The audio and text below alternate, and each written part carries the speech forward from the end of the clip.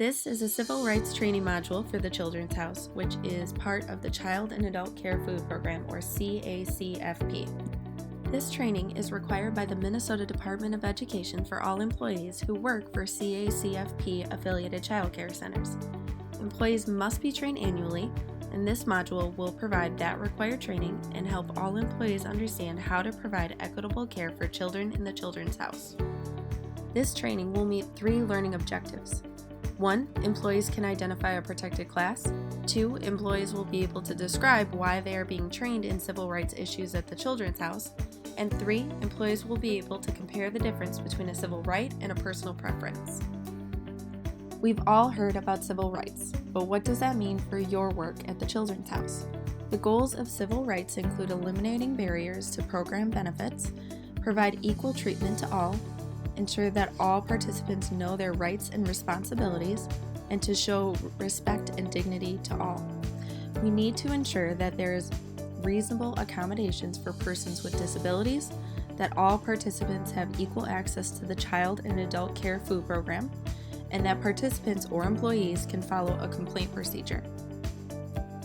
Civil rights laws cover protected classes of people, which is defined as a person or group of people who have a characteristic for which discrimination is prohibited by law. Protected classes include the following: race, color, national origin, age, sex, disability, or retaliation for previous civil rights activity. Categories like religion or income level are not listed, though they may be sometimes marginalizing characteristics that make up the identity of a person.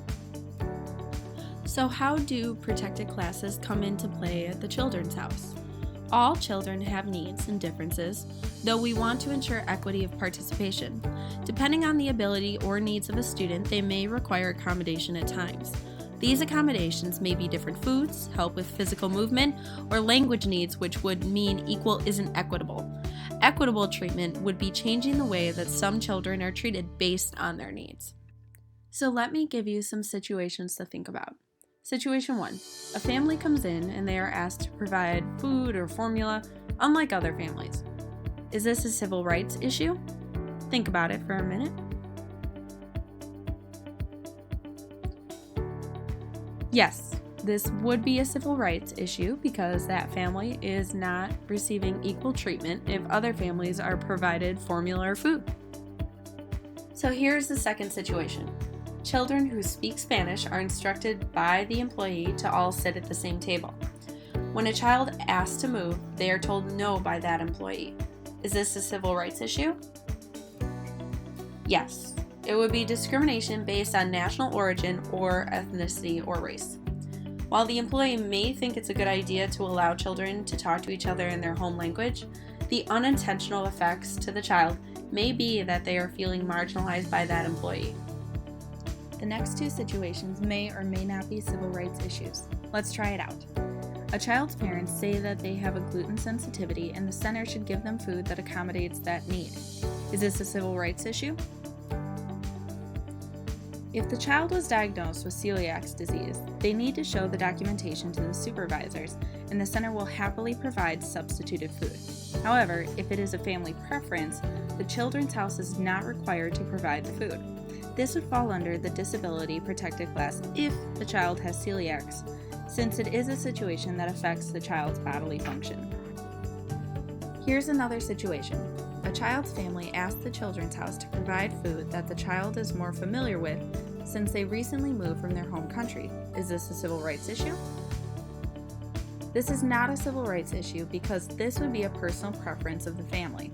Though the Children's House can make reasonable accommodations for the family to bring in food for the child that they may be more comfortable with, the center is not legally required to provide the food themselves to meet the unique cultural requests of each family.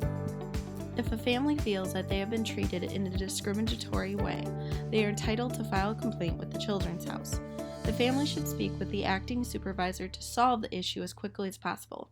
If a family wants to discuss the civil rights issue, they should talk to a supervisor that is present. However, if someone is not available, make sure to take all necessary contact information and give the complaint to the supervisor as soon as possible. There are further complaint procedures such as sending it to the Civil Rights Office in the region or national level, but hopefully all problems can be easily solved with communication with families. That wraps up our civil rights training. There is a self-assessment within the D2L platform that is connected to this content. Please take some time to answer 9 questions about civil rights in the Children's House. Since this is a self-assessment, it isn't graded. However, the director of the Children's House can see the attempts and answers you have given. If an answer is wrong, you will get feedback in the comments of the graded section explaining why that would or would not be a civil rights issue. Use this self-assessment as an opportunity to reflect on your learning and problem solve some possible situations you may encounter at the Children's House. Thanks so much and good luck!